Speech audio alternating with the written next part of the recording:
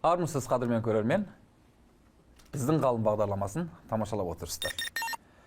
21 ғасырда жер, қару, мұнай, бұлар негізінде басты ресурс емес.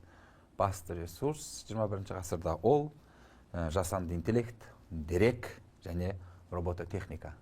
Біз бүгін дәл осы деректерді игеретін ғалым, робототехника саласын зерттеп жүрген және айналып жүрген ғалым менен сұхбат жасаймыз. Біздің ғалымымыз бүгінгі Нұрбек Беркімбайұлы Қоңырбаев мырза. Қош келдіңіз. Қоңырбаев Нұрбек Беркімбайұлы Қорқыт Ата атындағы Қызылорда университетінің компьютерлік ғылымдар білім беру бағдарламасының жетекшісі, қауымдастырылған профессор, PhD доктор. Сіз осы компьютер ғылымдарының зерттеп жүрген ғалымсыз. 20 ғасырдың екінші жартысынан басталды ғой бұл жаңағы компьютеризация немесе компьютер дәуірі. Сол дәуірді бұлай сондағысы бір 70-80 жылдық тарихшылар есептеуіш машиналар кезеңіменен егер есептей қарайтын болсақ, қай кезеңде өмір сүргіңіз келер еді? 30 жылдарға барғыңыз келе ме? Әлде қазіргі кезден қазіргі кезді ұнатасыз ба? Өз дәуіріңіз немесе болашаққа барғыңыз келе ме? Маған қазіргі өз дәуірім ұнайды. Өзім осы салада жүргеннен кейін осы заманмен бірге дамып, көшпен бірге ізденіп, ары қарай білімді толықтырып, жастармен жұмыс жасап, жалпы бірге дамығанды қалаймын. Сондықтан енді айтады ғой, өткенді айналдыра алмайсың дейді. Болашаққа үміт арту керек. Нағыз әрине арман, жоспар құру керек, бірақ қазіргі кезбен өмір сүрген дұрыс деп ойлаймын. Өз дәуіріңізге разысыз енді. Нұрбек мырза, сіз бірнеше ғылыми жобалардың жетекшісіз елімізде, әсіресе осы робототехника саласын зерттеуде. Қандай жаңалықтарыңыз бар? Қуана айтар, сүйіншілей айтар, қандай жаңалықтарыңыз бар? Жалпы жаңалықтар енді болып жатыр, ақырын. Биылғы жаңалығым осы Қазақстан Республикасының жоғарғы оқу орындарының арасында үздік оқытушы атандым. Керемет. Болсын. Рахмет. Енді ол жалпы тек менің ғана жетістігім деп ойламаймын. Бұл университет, Қорқыт Ата университетінің жетістігі, жалпы ұжымның жаңалығы, қуанышы деп білемін. Өйткені бұл жоғарғы оқу орындарының үздік оқытушы 2025 атағын алу қажырлы еңбекті талап етеді, және оның өзінің арнайы критерийлері бар. Осы критерийлер демекші, осында өте қысқаша таныстырып өтсек, көрермендерімізге де жаңағы жоғарғы оқу орнының үздік оқытушысы деген марапат, бұл жылда бір рет беріледі, қателеспесем, және өте қомақты да жаңағы жүлдесі бар. Үздік оқытушы негізгі екі этаптан тұрады. Бірінші конкурс. Ол бірінші жоғарғы оқу орындарының базасында өтеді. Бірнеше оқытушылар қатысады оған. Барлық өзіңнің жеткен жетістіктеріңді арнайы портал бар, соған саласың. Негізгі 200 балл дейді ғой, шкала 200, максимальный 200 балл. Оның 100 баллы екі блоктан тұрады. Бірінші білім беру процесіне қатысты. Яғни оған 100 балл беріледі. Екінші ғылымға қатысты, оған 100 балл. Мысалға, бұл жерде ғылыми дәрежең, ученый степень дейміз, атағың, асос профессор, онан бөлек білім блогына қатысты студенттерді білім ғылымға дайындаған, республикалық деңгейде дайындаған нерс деп айтамыз ғой, сондайдағы жүлдесі студенттердің. Онан бөлек министрлігінің талабы бойынша оқу құралы әзірлеу, біліміңді жетілдіру, education, Coursera деген сияқты үлкен платформаларда, курстарда өту, тәжірибе жинақтау, шетелде кем дегенде бір ай, тағы қандай. Жалпы солардың әрқайсысында балл беріледі. Ол 100 балдық көрсеткіш болса, онан кейін тағы жаңа айтып өткендей ғылым бөлімі бар. Оған 100 балл. Ол жерде жоғары индекстелген ғылыми мақалаларыңыз сондай журналдарда шығу. Өзіңізде оны хабарыңыз бар, ғалымсыз, білесіз. Q1, Q2 деген квартирлерде мақалаларыңыз жарық көрсе, сонымен қатар жаңағы монография шетелдік басылымда шыққан, сонымен қатар топ 500-нің QS-тің құрамына кіретін Times Higher Education деген сияқты базаларда кірген жоғарғы оқу орындарымен бірлескен профессорлармен шыққан мақалаңыз, жақсы айттыңыз, жобаңыз халықаралық жоба, республикалық жоба, сосын жаңағы ПЦФ жобасы дейміз. Жалпы ғылымға қатысты осы 100 блоктық, екінші блокта осы 100 балдық шкаламен көрсетілген. Керемет. Енді жүлде қорында айтып өтсек, биыл қанша болып жатыр? Ол жоқ, құпия емес, сол жылдағы 2000 МРП негізі. Және осы университетке материалдық техникалық базасын нығайту барысында осы жобаның аясында 15 миллионның шамасында робототехника кабинеті жабдықталды. Менің Назарбаев университетінде бір әріптесім айтқан еді, ол да сіздің әріптесіңіз, жаңағы робототехникамен айналысады. Біз роботтың миын жасай аламыз, бірақ оны қозғалту өте қиын дегендей, осыған сай келетін бір сөз айтқан болатын. Бірақ соңғы кездері жаңағы бір роботтарды көріп жүрміз. Олар шын роботтар ма әлде өтірік роботтар ма білмейміз. Әлеуметтік медиада көптеп бөлісіліп жатады. Жаңағы әскери жаттығулар жасап жатқан роботтар, немесе билеп жатқан роботтар деген сияқты жағдайлар. Олар қаншалықты шынайы, қаншалықты роботтар сіздің ойыңызша? Негізі әрине қазір мысалға елімізден көп роботтар келіп жатыр, шетелден алынып жатыр. Негізгі роботтың құрастырушылары болады. Роботты құрастырушы бағытымен жүреді. Әр частар бар өзінің, сонымен айналысады жаңағы. Біздікі, менің бағытым тікелей негізі роботты алгоритмін создавать ету, яғни оны белгілі бір бағытта басқару.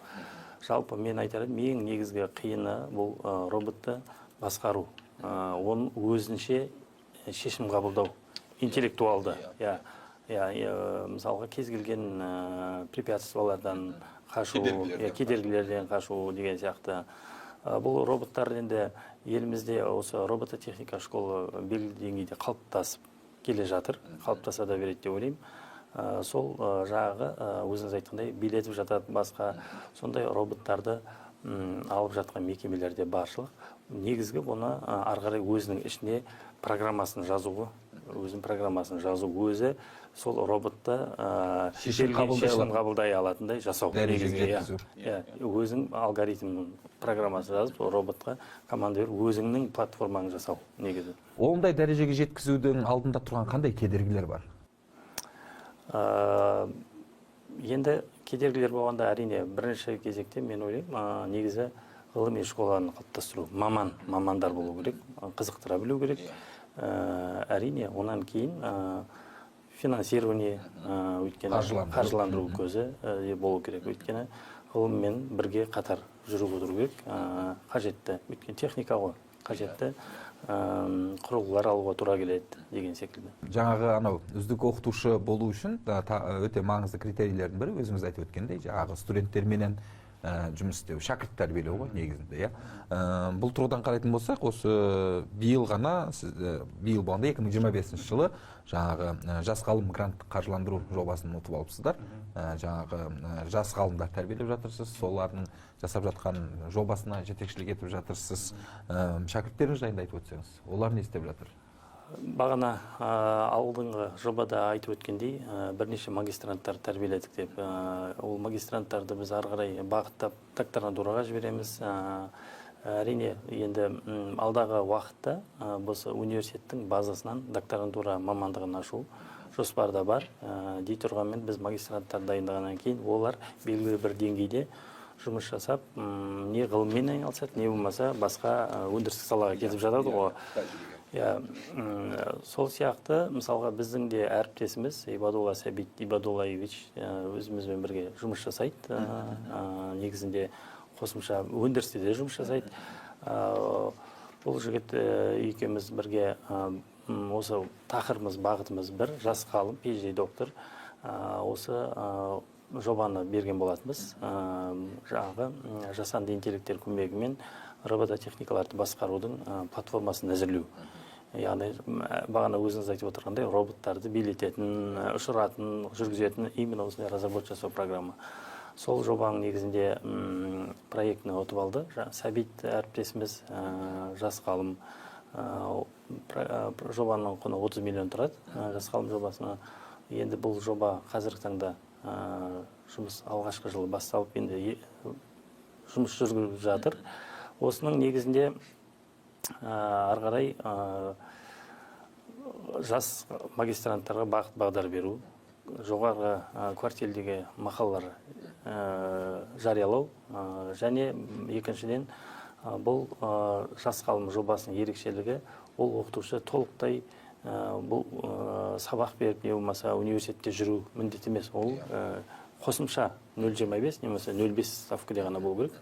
Ал негізі ғылыммен ары қарай өзінің жаңағы реализовать етіп, жобасын ары қарай жүргізу. Сол мақсатта жас ғалым жобасымен жұмыс жасап жатырмыз.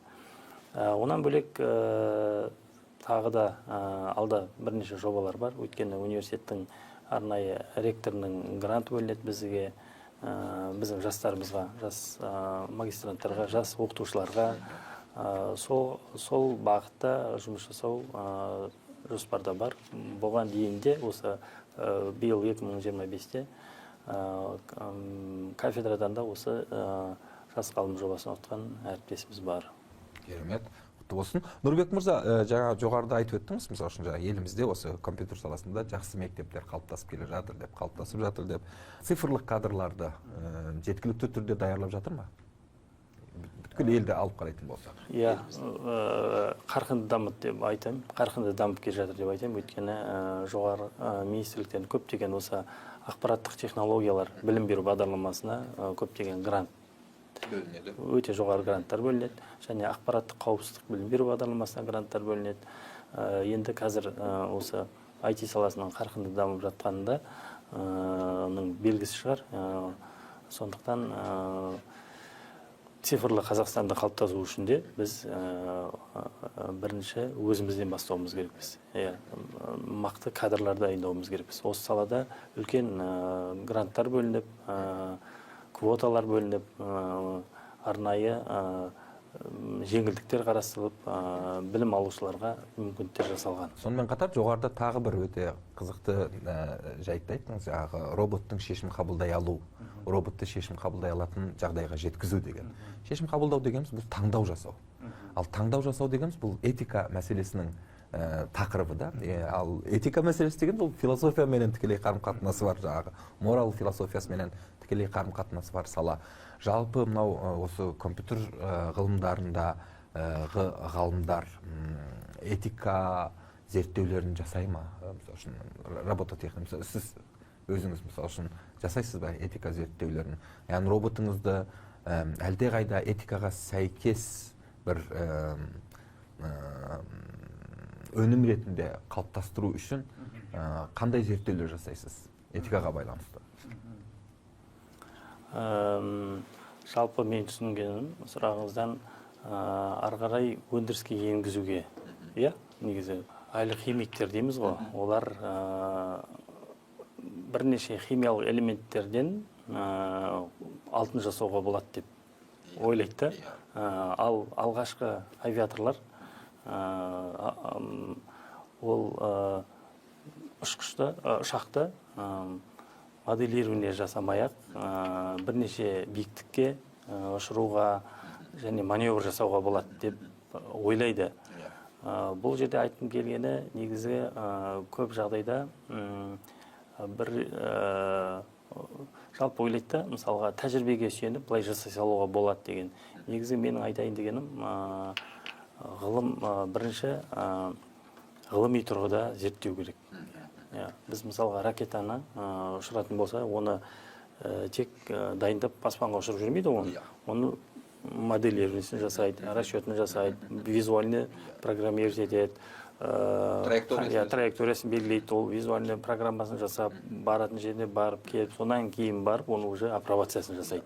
Ендіру сол сияқты сіз айтып отырғандай роботтарды да бірінші ғылыми түрде зерттеу керек. Ғылыми тұрғыда ол берілген жағы траектория болсын, кез келген алдынан шығып қалған адам болсын, сондай жағдайда өзі шешім қабылдай алу, бұл жерде жасанды интеллекті қолдана отырып, зерттеп, сонан кейін барып, оның кәдімгі желескеге апробация жасалынады.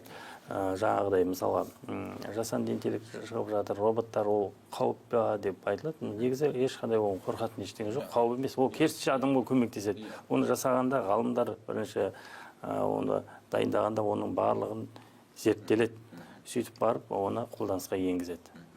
Одан қорқатын ештеңе жоқ. Наоборот, оны адамның көмегі ретінде көмектесе алатындай бір, мысалы, роботтың көп қой, адамның күші жетпей жатқан жерге пайдалануға болады. Ең болмаса автоматизация жасауға, белгілі бір аралықты видеосъемка жасауға, кез келген жерге пайдалануға, агропромышленный өнімдерге. Мысалы, біз қазір соңғы уақытта жас ғалым жобасы бойынша зерттеп жатырмыз. Дронды өзінің кедергілерден шығып қалмау, мысалға, ұшырғанның өзінде, мысалға, жел болуы мүмкін, ауа райға байланысты, бірақ ол өзінің траекториясынан ауытқып кетпеу, барғанмен қайтадан сол өзінің бастапқы берген траекториясына қайтып келу. Осылай тақырып көлемінде зерттеп жатырмыз. Нұрбек мырза, мынау роботтар жайында көптеген фильмдер бар. Холливудта түсірді, басқа елдерде түсірді. Ұнатасыз ба роботтар жайындағы фильмдерді көруді? Бұлай арасында қарайым, қазіргі технология қалай болып жатыр, қандай фантазиялар бар? Фантазия, бұлай. Негізі бұның соншалықты қатты бір отырып, қызығып, оны көріп, ондай хабарым жоқ. Халықаралық жобалармен де айналысасыз. Қазір қандай, бұған дейін қандай халықаралық жобаларға қол қойдыңыз, олармен жұмыс істедіңіз? Қазір қандай халықаралық жобаларыңыз бар? Халықаралық жоба өткен жылы бізде аяқтап бітірдік. Бұл жоба материалдық техникалық базасына нығайтуға, сол жобаның негізінде қаржыландырды. Компьютерлер алдық, лабораториялар сатып алдық. Сонымен қатар жаңа өзім айтып өткендей, конференцияның университеттің базасында өткізіп, жас ғалымдар, үлкен ірі ғалымдармен танысу, байланыс жасау процесі орнады. Және магистранттарымызды конференцияларға, Сәтбаев университетінде өткен конференцияларына, сонымен қатар әріптестерімізді осы Жилина университетінде өткен конференцияға және Австрияға іс-сапарға жібердік, конференцияларға қатысуға. Осындай жобамыз болды. Бұл жоба өткен жылы аяқталды. Енді қазір биылдан бастап ТУИТ дейміз, Ташкентский университет информационный технология университетімен бірге Қазақстанда МУИТ, Алматы университеті, Международный университет, IT университетімен және Қорқыт Ата университеті, сонымен қатар Испанияның университеті, Бельгияның, Европа одақтың бірнеше университетімен бірлескен киберқауіпсіздік бағытында инновациялық магистрлік білім беру бағдарламасын әзірлеу. Халықаралық диплом. Солармен бірлесе отырып, бірінші инновациялық білім беру бағдарламасын әзірлеу. Қазіргі деңгейде өзіңіз білесіз, бакалавриат, магистратура, докторантура, осы 3 деңгейде оқытылады ғой. Енді біздің университетте ақпараттық қауіпсіздік білім беру бағдарламасы бар. Ол бакалавриатпен шектеліп тұр. Жалпы бұл ақпараттық қауіпсіздік білім беру бағдарламасы Қазақстанда, ұмытпасам, 8 университетте бар.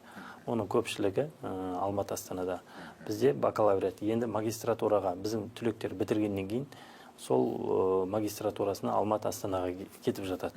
Сол жаққа ол мамандарды өзіміздің регионда, өзіміздің өңірде қалғаны дұрыс. Сондықтан бір мақсатымыз осы халықаралық білім беру, халықаралық жобалар арқылы осы кибербезопасность білім беру бағдарламасын әзірлеу, магистратура. Бұл жерде жаңа өзіңіз сұрағандай бірнеше университеттер бар деп атап өттім. Негізгі ұтып алған бұл жобаны Ташкент университеті, ТУИТ, Ташкентский университет информационный технология. Осы университет, бірақ біз орындаушымыз осыны. Бірақ бізге қойылған задача осы білім беру бағдарламасын әзірлеу. Соның негізінде олар материалдық техникалық базасын биылға 20 миллион қаражат бөліп отыр. Сонымен қатар повышение квалификациялар бар, оқытушыларымызды оқыту, конференция, семинарларға қатысу және шетелге стажировка жасау. Және біз енді магистрлік білім беру бағдарламасын әзірлегеннен кейін ол жерге ол инновационный образовательный программа болғанына біз сол Европа одағынан, шетелден, Ташкенттен оқытушыларды осы сабақ беруге шақырасыз, кезең-кезеңмен шақыратын боламыз. Осындай жобамыз бар биылға. Сіздің кафедрада ақпараттық қауіпсіздік бағдарламасы да бар. Бакалавриат деңгейінде. Жалпы елімізде бұл ақпараттық қауіпсіздік дұрыс жолға қойылған ба? Не істеуіміз керек? Бір ғалым ретінде, мысалы үшін, үкіметтегілерге ұсыныс айтатын болсаңыз, не айтар едіңіз? Жалпы енді бұл қазір енді телефонды көтерсеңіз де, звондаса да осы көп ақпараттық қауіпсіздікке байланысты банк қызметкерлеріне басқадан айтып жатады. Жалпы оның барлығы білет деп ойлаймын.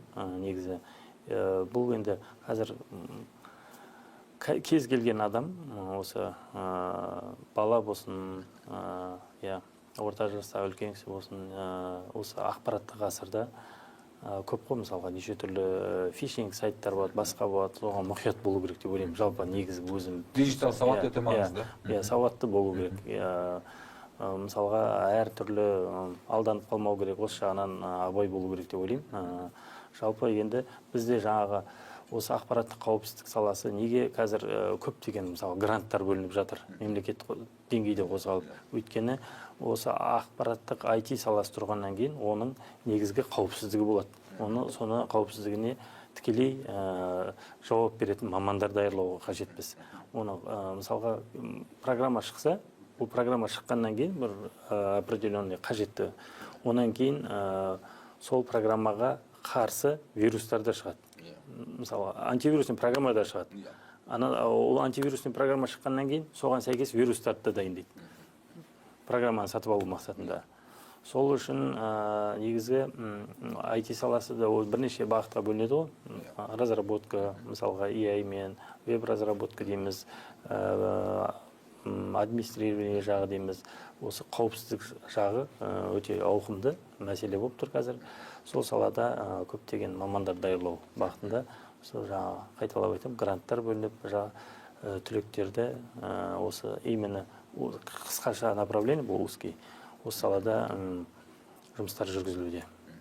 Жасанды интеллектке сырыңды айтпа деген сияқты жаңағы кеңестер беріліп жатады. Өйткені жаңағы бұл жасанды интеллектке айтылған сырлар бір жерде жиналады, кейін жаңағы өзіңе деген сияқты сондай бір. Бұл жай ғана жаңағы не ма? Тұзақ теориясы ма? Немесе орысшалап айтатын болсақ, теория заговора ма? Жоқ әлде расында да сондай бір жайттар, қауіптер бар ма? Кез келген нәрсенің қаупі бар ғой, негізі, менің түсінуімше. Жалпы ондай ақпараттарды салғаннан кейін де тазалап отырған дұрыс деп ойлаймын. Жібергеннен кейін. Өйткені ол бір құрылған базы ғой, орталық базы. Ол өзіңнің, мысалға, оны өзің аккаунттан арқылы кіресің. Ол жерде өзіңнің жаңағы телефонда нөмірің сақталған сияқты, сол аккаунтта сенің берген запростарының барлығы тұрады. Әрине ол жерде ағылшынша тұруы мүмкін, қазақша тұруы мүмкін, орысша тұруы мүмкін. Жалпы сондықтан кез келген ақпаратты жария етуі де мүмкін. Негізі әрбір адам өзі сақ болған дұрыс. Сосын ол GPT енді ол не ексең соны орасын дейді ғой. Өзің қалай запрос бересің, соған байланысты ғой, оқытуына жалпы. Ауыл мен қала арасындағы цифрлық алшақтық біздің елімізде қаншалықты жаңағы жоғары, немесе нормада ма, немесе төмен бе? Яғни бұл алшақтық қаншалықты қауіпті немесе еш уайымдауға керек жоқ па? Енді оны зерттеп көру керек. Әрине. Былай енді өзім түсінігімше ауылдағы интернеттің жылдамдығы қандай, мысалға ол жақтағы интернет бар ма, ол жақта мысалға қаншалық деңгейде, мәселе сода ғой. Компьютерлерінің сапасы қалай қолданылып жатыр дегендей. Оны сол бағытта кішкене талдау жасап барып айтқан дұрыс шығар деп ойлаймын. Төмен немесе жоғары деп айту қазіргі таңда қиынырақ менің ойымша. Қарапайым адам ретінде өз басым мына нәрсені байқап жүрмін. Жаңағы ковид кезінде ғой негізінде өте үлкен проблема шықты. Жаңағы неге онлайн сабақтар беріле бастады. Сол кезде ауыл аймақтарымызда өте керемет, өте қорқынышты жаңағы нелер болды, жағдайда екеніміз көрінді. Ал қазіргі кезде қарайтын болсақ, әсіресе мынау нелер ұялы телефон операторлары жаңағы ауылдық адамдардан да пайда табатын түсінді ғой деп ойлаймын. Жаңағы өздері нелерін станцияларын құрып жатыр ауылдағы. Барған кезімізде міндетті түрде сол 3-4 ненің біреуі жақсы жұмыс істейді. Операторлардың 3-4-еу ғой, елімізде қанша бар, құдай ау. Соның жаңағы біреуі міндетті түрде жақсы жұмыс істейді. Сондықтан да бұл тұрғыдан қарайтын болсақ, біраз жақсарған сияқты. Дегенменен әрине ауыл мен қала арасында цифрлық алшақтық бар екенінде рас. Оны жаңағы